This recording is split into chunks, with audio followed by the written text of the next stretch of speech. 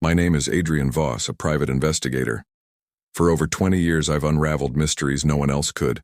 Missing persons, complex financial frauds, and chilling murders. I've seen it all. My work doesn't come with the stability of a badge or the backing of a government agency. Instead, I'm hired by those who can't afford to wait for justice or who prefer their problems solved away from the public eye. Each case is a puzzle, and every answer demands a price, sometimes more than I'm willing to pay. This story begins on a damp autumn afternoon in Manhattan. The city, usually alive with chaotic energy, felt muted under a blanket of persistent drizzle. The streets glistened with rain, reflecting fractured neon signs and dim streetlights. It was a fitting backdrop for the call I received that day. Vincent Dane, art collector, billionaire, and enigmatic recluse, was dead. Found slumped over his mahogany desk in his luxurious Fifth Avenue penthouse, Dane had been shot execution style, a single bullet to the back of the head. His death could have easily been dismissed as a robbery gone wrong, except for one detail. His prized possession, a painting titled Song of the Abyss, was missing. The artwork, shrouded in controversy and rumored to be cursed, was valued at over $20 million. More intriguing still was the note left behind on his desk, scrawled in precise, almost calligraphic handwriting. Art imitates life, and murder completes it. The words clung to my thoughts like a phantom. The penthouse was sealed off when I arrived, but the scene inside was unlike any I'd encountered before. Dane's apartment exuded wealth and power, from the floor-to-ceiling windows overlooking Central Park to the walls adorned with artifacts from ancient civilizations. Yet, despite its opulence, the space felt cold and impersonal, as though it had been curated for appearances rather than lived in. The absence of warmth mirrored the calculated precision of the crime scene. The missing painting had left a stark rectangular void on the wall, a ghostly imprint surrounded by the faintest smudge of dust. It was as if Song of the Abyss had been plucked from its place with surgical precision. There were no signs of struggle, no overturned furniture or shattered glass, only the lingering scent of gunpowder and a chilling stillness that seemed to echo the victim's final moments. Detective Harris, the lead investigator, greeted me with a wary glance. He was a seasoned cop with sharp eyes and a gruff demeanor, the kind of man who'd seen too much and trusted too little. "Voss," he said, his voice rough like gravel. "Tell me what you see." I scanned the room, letting my instincts take over. "It's too clean," I replied. "This wasn't a spur-of-the-moment act. Whoever did this planned every detail. The missing painting, the note, it's all part of the message." Harris frowned, his skepticism evident. "A message? What kind of message?" I gestured toward the desk. "The note isn't just an afterthought. It's a declaration. The killer wants us to follow their trail. And the painting?" I pointed to the empty space on the wall. "That's not just art. It's a key." Harris studied me for a moment before nodding, though I could tell he wasn't entirely convinced. "If you're right, we're dealing with more than just a thief. Keep me posted." As he walked away, I lingered by the vacant spot on the wall, my gaze fixed on the faint outline where the painting had hung. There was something about this case, something that felt orchestrated, deliberate, like a symphony waiting to reach its crescendo.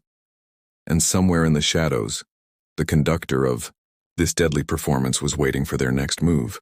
The morning after my visit to Dane's penthouse, I found myself staring at the case file, its contents spread across my desk like pieces of an unfinished puzzle. Photographs of the crime scene, witness statements, and a list of Dane's associates filled the folder. But my eyes kept drifting back to the name of his personal assistant, Henry Ward. If anyone knew the intricate details of Dane's life, it would be him. Henry agreed to meet me at a cafe downtown.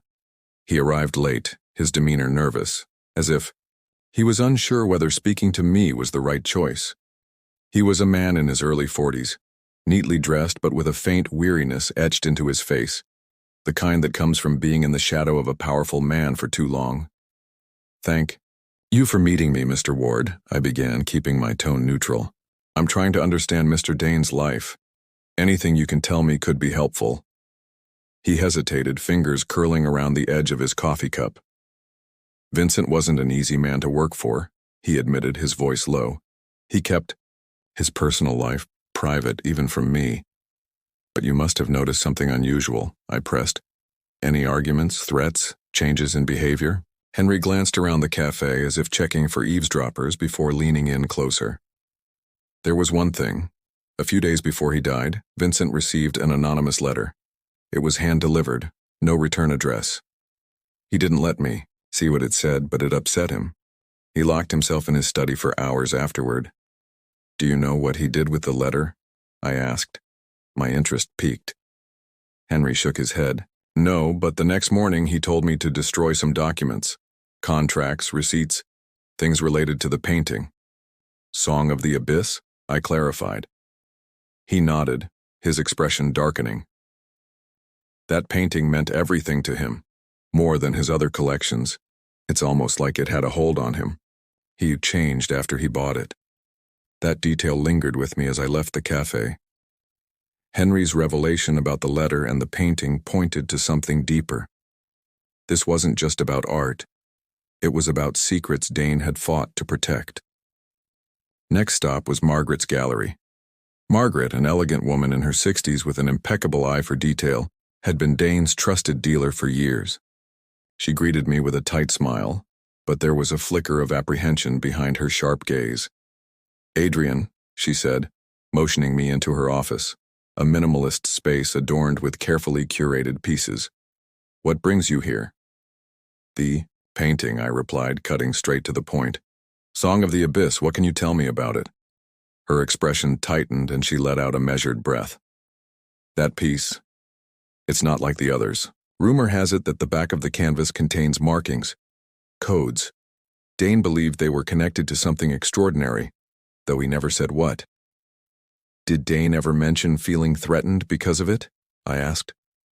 Margaret's lips pressed into a thin line. Not directly, but he knew the painting's origins were problematic. If you're looking into it, tread carefully. There are people who would kill to keep its secrets buried. Her warning lingered in my mind as I left the gallery. This wasn't just about murder or theft.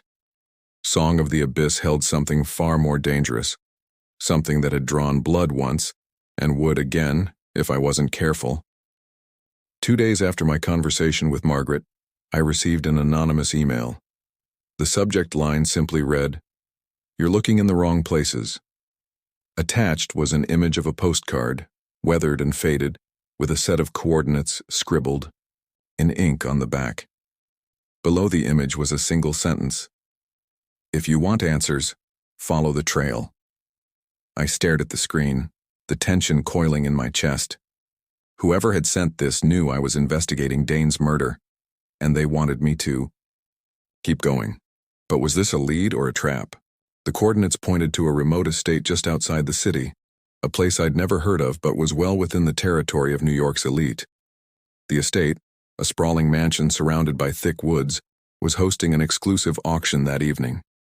Margaret's warning about dangerous people clung to my thoughts as I pulled up to the gates, the gravel crunching beneath my tires. Inside, the air was thick with whispered conversations and expensive perfume. The room buzzed with tension, a mix of wealthy collectors and shadowy figures who didn't bother hiding their veiled intentions. It was a gathering of power and secrecy, where money spoke louder than words. Security guards stood at the edges of the room, their gazes sharp, their hands resting on earpieces. The auctioneer, a tall man with a measured tone, introduced each piece with the flair of someone used to entertaining the obscenely wealthy. The items ranged from rare artifacts to modern masterpieces, each accompanied by hushed bids that climbed into the millions, but it was the final item of the night that froze the room, Song of the Abyss. The painting was unveiled with dramatic flair, the spotlight illuminating its dark, haunting beauty. The swirling shades of black and deep crimson seemed almost alive, drawing the eyes in and refusing to let go. The room's energy shifted. Even those feigning disinterest turned their attention to the enigmatic canvas. The auctioneer began at $10 million. I lingered near the back of the room, observing the bidders. Each one was a suspect in their own right. A man in a tailored gray suit raised his paddle, his expression calm but determined. A woman draped in emerald silk followed, her hand steady despite the mounting tension. The bids climbed higher and higher, the stakes evident in the bidders' thinly veiled competitiveness. As the numbers reached astronomical heights, a phone bid came through. The room fell silent as the auctioneer nodded, his voice ringing clear. 30 million, do I hear 35? The competing bidders exchanged wary glances but said nothing. The gavel fell. The painting had been sold. I slipped out of the room, waiting near the loading dock. A van was being loaded with the painting, its destination unknown. My instincts screamed at me to follow, but I knew better than to act rashly. Instead, I focused on the phone bidder. Someone had gone to great lengths to secure the painting, and I needed to know who. My chance came when I spotted a man handing off a receipt to the auction house staff. He was tall, with sharp features and an air of quiet authority. As he walked toward the exit, I tailed him into the parking lot, careful to stay in the shadows. He slipped into a sleek black car, the kind that didn't belong to anyone ordinary. As the car sped off into the night, I committed the license plate to memory. This wasn't just a wealthy collector. This was someone who played a dangerous game, and Song of the Abyss was their latest move. For now, I had no choice but to retreat and regroup. But one thing was clear. The painting was more than just a masterpiece. It was a key, and someone was willing to risk everything to hold it. Back in my office, the dim light of my desk lamp cast long shadows across the room. The details of the auction played over in my mind, a loop of faces, gestures, and unspoken tensions. I had tracked the license plate of the black car from the auction, and my search led to a private entity, a shell company registered offshore. It was a dead end, at least on paper. But shell companies always had cracks, and it was my job to find them. The auction was just the tip of the iceberg. Song of the Abyss wasn't just another stolen masterpiece. It was tied to something larger, something much darker. Margaret's words echoed in my mind. There are people who would kill to keep its secrets buried. My breakthrough came from an unexpected source, a storage facility in the Bronx. The address had been flagged in connection with one of the shell company's other holdings. When I arrived, the area was quiet, the streets lined with graffiti-covered walls and the hum of distant traffic. The facility itself was nondescript, its corrugated metal doors indistinguishable from dozens of others. But my gut told me this was the place. After some persuasion with the night clerk and a generous processing fee, I gained access to the unit in question. The air inside was thick with dust and the scent of mildew. Stacks of wooden crates lined the walls, each marked with cryptic symbols. I pried open the first crate, revealing bundles of faded documents. They were purchase records, shipping manifests, and ledgers, evidence of an extensive network of illicit art dealings. One crate held more than just papers. Beneath a layer of canvas, I found smaller pieces of art, stolen sculptures, rare artifacts, and paintings that had been missing for decades. My heart pounded as I realized the scale of the operation. This wasn't just about Dane's murder or Song of the Abyss. It was an empire, built on greed and deception, operating in the shadows of the art world. But it was the back of the storage unit that held the most intriguing find. Mounted on the wall was a corkboard covered in maps, photographs, and strings connecting seemingly disparate locations. At the center of it all was a photograph of Song of the Abyss, with a handwritten note underneath. The key is in the canvas. The key? My mind raced as I stared at the photograph. Dane's obsession with the painting made sense now. Whatever he had discovered, it wasn't just the allure of its beauty or its monetary value. The painting held something worth killing for. As I examined the documents further, a name kept appearing. KC. It was scrawled in the margins of contracts and referenced in emails. KC wasn't just a player in this game. They were its architect. Their influence reached across continents, orchestrating thefts, deals, and now, murder. Dane had gotten too close, and it had cost him his life. Before I could dig deeper, I heard the faint crunch of gravel outside. My body tensed as I extinguished the desk lamp and moved toward the shadows. Through the slats of the metal door, I saw two figures approaching. They moved with purpose, their steps too coordinated to be random passers-by. One carried a flashlight, its beam cutting through the darkness, while the other held what looked unmistakably like a gun. I slipped behind a stack of crates, my heart pounding in my ears. The sound of the door creaking open sent a jolt through me. "You sure this is the place?" one of them asked, his voice low but sharp. "It has to be," the other replied. "He's been poking around too much. Boss doesn't want any loose ends." Loose ends. They were here for me. I held my breath as their footsteps drew closer, the beam of the flashlight sweeping across the crates. My mind raced, searching for an escape route. The tension was suffocating, each second stretching into eternity. Just as the light flicked toward my hiding spot, I grabbed a rusted crowbar from the floor. If they found me, I wasn't going down without a fight. But then, a distant noise broke the silence, the wail of a police siren. The men froze, exchanging a look before retreating as quickly as they'd come. I waited until the sound of their footsteps faded into the night before emerging from my hiding spot, my hands still gripping the crowbar tightly. The storage unit was compromised, but I had what I needed. I took the ledgers, the photograph of the painting, and one of the crates containing the stolen art. This was no longer just a case, it was a battle against a shadowy empire, and I had just lit a match in their darkness. The question now was whether I'd survive long enough to uncover the full truth. The journey led me to Prague, to a crumbling manor perched on the outskirts of a forest. It was the kind of place that whispered of forgotten histories and hidden secrets, shrouded in an eerie silence that seemed to absorb the sound of my every step. The coordinates from the storage documents had brought me here, and I felt the weight of every decision I had made pressing down on me as I approached the manor's towering iron gates. The gates creaked open as if they'd been waiting for me. My breath puffed in the frosty air as I stepped onto the gravel driveway, each crunch beneath my boots sounding like a warning. The manor loomed above, its windows like dark eyes watching my approach. Inside, faint lights flickered, suggesting I wasn't alone. I tightened my grip on the flashlight in my hand and pushed the heavy oak door open. The interior was a mausoleum of decadence. The walls were lined with stolen treasures, ancient artifacts, rare paintings, and priceless sculptures. At the center of the grand hall stood a pedestal, and atop it sat Song of the Abyss. Its haunting beauty was even more striking here, under the dim, flickering light of a chandelier. The painting seemed to glow, its crimson and black swirls drawing me in like a vortex. A voice echoed from the shadows. "I knew you'd come, Mr. Voss." I turned sharply, my pulse quickening.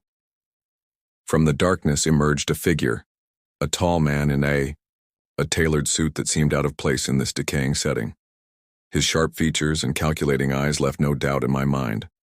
This was KC, the architect of the network I had been unraveling. "KC, I presume," I said, keeping my voice steady despite the adrenaline surging through me. He smirked, stepping closer. "You've been persistent, I'll give you that. But persistence doesn't always pay off. You've walked into a game you don't understand." "Then enlighten me," I challenged, inching toward the pedestal. "Why murder Dane? Why steal this painting?" KC chuckled, the sound devoid of warmth. "Dane was a liability. He thought he could leverage the painting against me, expose secrets that were never meant to see the light of day. His greed was his downfall." I glanced at Song of the Abyss. "And the painting? What's so important about it?" "It's not just a painting," Casey said, his tone dripping with condescension. "It's a key. Hidden within the canvas is a cipher, a map to treasures and truths that could topple empires.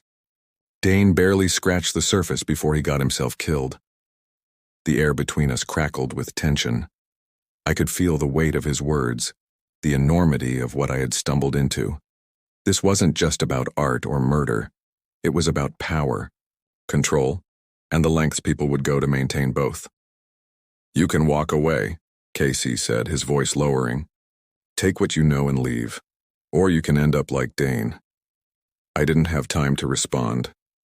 A loud crash shattered the moment as the doors burst open, and Margaret stepped inside, a revolver clutched in her trembling hands. Her face was pale, her eyes wide with fear and determination. "Margaret," I said, stunned. "What are you doing here?" "Ending this," she said, her voice wavering but resolute. "Casey, you've taken enough. It's time someone stopped you." Casey sneered, raising his hands mockingly. "You have no idea what you're dealing with, Margaret.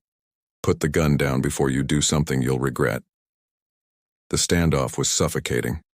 My mind raced, trying to calculate the best move. Casey had no weapon visible, but I knew better than to assume he was unarmed. Margaret's hands were shaking, and I feared her resolve might crack under the pressure. "Margaret," I said softly, trying to keep her focused. "We need him alive. He's the only one who can connect the dots." Her eyes flicked to me, uncertainty clouding her expression. But before she could respond, KC made his move. He lunged toward the pedestal, his hand reaching for the painting. Instinctively, I dove forward, tackling him to the ground. The painting toppled, its frame cracking against the marble floor. Margaret screamed as the revolver fired, the deafening sound echoing through the hall. KC groaned beneath me, clutching his arm where the bullet had grazed him. Blood seeped through his pristine suit, but his expression remained defiant. "You think this changes anything?" he spat, his voice venomous. "You're in over your head." I restrained him as Margaret stepped closer, her hands still trembling. The painting lay between us, its back exposed to reveal intricate markings, symbols and numbers that seemed to dance in the dim light. The cipher KC had spoken of was real. "This isn't over," KC said, his eyes boring into mine. "You've only just begun to understand the scope of what you've uncovered." The sound of sirens pierced the air, growing louder as they approached. Margaret and I exchanged a glance, the weight of the moment sinking in. The authorities would arrive soon, but this was far from the end. KC had played his hand, but the game was still unfolding, and I was now a part of it, whether I wanted to be or not. The echoes of sirens faded into the distance, leaving an oppressive silence in their wake. I sat in my dimly lit office a week later, the events in Prague still looping through my mind like a half-remembered nightmare. The painting, Song of the Abyss, had been taken into custody by the authorities. KC was behind bars, his network dismantled for now. On the surface, it seemed like a victory, a case solved, a job well done. But deep down, I knew the story wasn't over. Margaret had returned to her gallery, her calm exterior betraying the storm beneath. She had been a crucial ally, but her involvement in the shadowy dealings surrounding the painting left her scarred. The moments we had shared in the manor, the fear, the determination, the revelation of the painting's secrets, created a bond, but one laced with tension and unspoken questions. Late one night, as I sifted through my notes, a package arrived. The courier, a nondescript young man, handed it to me without a word and disappeared into the night. The package was wrapped in brown paper, unmarked and unremarkable. But the moment I touched it, a shiver ran down my spine. Inside was a single photograph. It was Song of the Abyss, now hanging in a dimly lit gallery I didn't recognize. A handwritten note accompanied the image. "Art is eternal. So is the game." The ink was smeared, the letters slightly slanted as if written in haste. My heart sank as the implications hit me. The painting, the cipher, was no longer in secure custody. Someone had moved it, and whoever they were, they wanted me to know. The note felt like a taunt, a reminder that the battle I thought I had won was far from over. The network KC had built wasn't just a criminal operation. It was a living organism, adapting and evolving. Cutting off one head had only allowed others to take its place. The painting, with its intricate markings and encoded secrets, remained, a symbol of power and control. It was a beacon for those who thrived in the shadows. I traced the photograph with my fingers, searching for clues. The gallery in the image was unfamiliar, its walls bare except for the painting and a few dim sconces casting uneven light. The shadows played tricks on my mind, suggesting shapes and figures lurking just beyond the frame. It was as if the image, itself was alive, whispering of dangers yet to come. The thought of walking away crossed my mind. For years I had chased shadows, piecing together puzzles that left me more isolated with each victory. This case had pushed me to the edge, revealing just how vast and dangerous the world of high-stakes crime could be. But something about that note, about the defiance in its words, struck a nerve.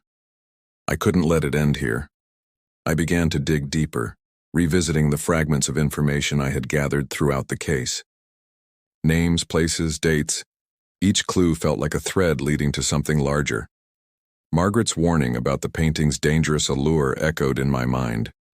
I couldn't shake the feeling that she knew more than she had let on. I visited her gallery the next morning. She greeted me with her usual poise, but there was a flicker of unease in her eyes. As we spoke, I sensed her carefully chosen words were designed to deflect rather than reveal.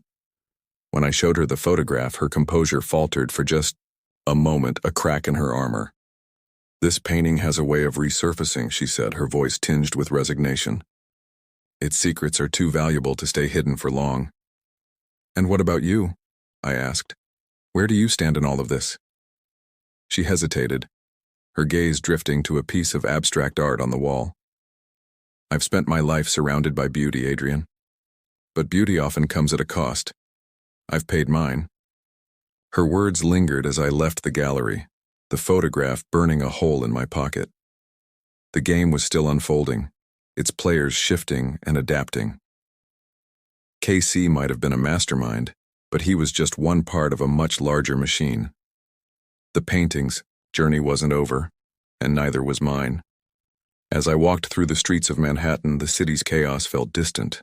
The hum of traffic and chatter of pedestrians faded into the background, replaced by a singular focus. This wasn't just about solving a case anymore. It was about understanding the forces that drove people to the edge, the allure of power and the cost of chasing it. Back in my office, I pinned the photograph to my board, alongside the maps, documents, and fragments of clues that had defined the case. The note stared back at me, its message clear. The game wasn't over. It had merely entered a new phase. As the city lights blinked outside my window, I poured myself a drink and sat in the dim glow of my desk lamp. The battle lines were drawn, but the enemy remained in the shadows. The only certainty was that Song of the Abyss would resurface, and when it did, I would be there, ready to face whatever came next. A week after receiving the photograph, I found myself combing through the fragments of evidence yet again. My office, usually a bastion of organization, was now a chaotic mess of documents, photographs, and scribbled notes. The note's message, "Art is eternal. So is the game," echoed in my mind as I pieced together the next steps. Every lead pointed to a tangled web of players, each with their own motives, but the common thread was always Song of the Abyss. It wasn't long before another clue arrived, this time in the form of a package delivered to my door. The box was small, wrapped in brown paper and tied with twine. Inside was a single item, a brass key engraved with the initials KC, and a hand-drawn map. The map depicted a section of New York I knew well, the old industrial district by the docks. It was an area steeped in shadows, where whispers of illegal dealings were common, but evidence was scarce. The map was marked with an X at an unused, abandoned warehouse. It was a place I had visited during another case years ago, a crumbling relic of the city's industrial past. The thought of returning there sent a shiver down my spine, but the key and map left little room for hesitation. Late that night, I made my way to the docks. The air was thick with the scent of salt water and decay, the dim glow of the streetlights barely cutting through the fog. The warehouse loomed ahead, its silhouette jagged against the night sky. I slipped inside through a side door, my flashlight casting long shadows across the empty space. The interior was a labyrinth of rusted machinery and forgotten crates. The air was damp and heavy, every creak of the floorboards amplified in the silence. As I explored, my flashlight landed on a door at the far end of the room. It was reinforced with metal bars and bore the same initials as the key, KC. I inserted the key and turned it slowly, the lock clicking open with a reluctant groan. The room beyond was small, almost claustrophobic and lined with shelves filled with files, artifacts, and faded photographs. At the center of the room was a table, and on it lay a leather-bound journal. Its pages were filled with meticulous notes, sketches, and a trail of transactions that painted a damning picture of KC's network. One entry caught my eye. It detailed the origins of Song of the Abyss and its journey through the underworld of art crime. The painting had passed through the hands of collectors, smugglers, and even war criminals, leaving a trail of destruction in its wake. But the final entry was the most chilling. The painting is a key. Its cipher unlocks the truth, a truth that must remain buried. Those who seek it will find only ruin. As I read, a faint sound reached my ears. Footsteps, deliberate and slow, echoed through the warehouse. My heart raced as I extinguished my flashlight and pressed myself against the wall. The footsteps grew louder, accompanied by the faint rustle of fabric. "I knew you wouldn't stop," a voice called out, calm and cold. It was familiar, but I couldn't place it. "You've come too far, Adrian." I stepped out of the shadows, my flashlight aimed toward the sound. Standing in the doorway was a man I didn't recognize, tall, with a lean frame and an air of confidence that bordered on arrogance. His sharp features were illuminated in the beam of light, but his eyes remained shrouded in darkness. "Who are you?" I demanded, my voice steady despite the adrenaline coursing through me. He smirked, taking a step closer.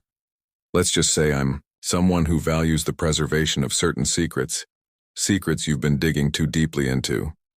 The tension in the room was suffocating. My grip on the flashlight tightened as I prepared for whatever came next. "What do you want?" "To warn you," he said simply. "Walk away, Adrian. Leave the painting, the network, all of it behind. You've seen what happens to those who don't." Before I could respond, the sound of a distant crash echoed through the warehouse, followed by hurried footsteps. The man's smirk disappeared as he turned and melted into the shadows. By the time I reached the door, he was gone, leaving only the echo of his warning. I returned to the small room and pocketed the journal. The secrets within it were dangerous, but they were also the key to unraveling the mysteries that had consumed my life. As I stepped back into the cold night air, the weight of the game settled on my shoulders. The players were moving, the stakes were rising, and the next chapter was waiting to be written. Back in my office, I spread the journal and the photograph on my desk. The cipher detailed within the painting was clearer now, a map to something much larger than I had imagined. The stakes were no longer just about uncovering the truth behind Dane's death or KC's network. This was a path that could rewrite history, exposing power structures built on lies and blood.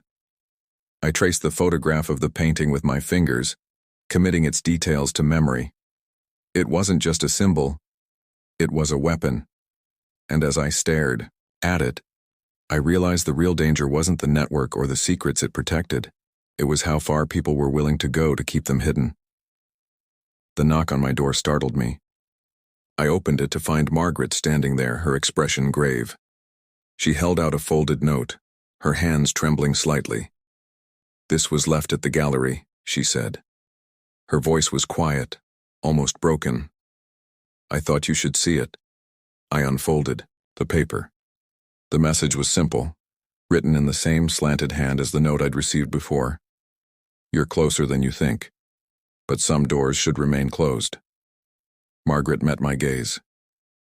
"Adrian, if you go any further, there may be no coming back." I didn't respond. Instead, I closed the door and returned to my desk, the weight of the note settling heavily on my chest. The journal's cipher led me to a chilling revelation that night. Hidden among the encoded symbols was a reference to coordinates and a long-forgotten conspiracy.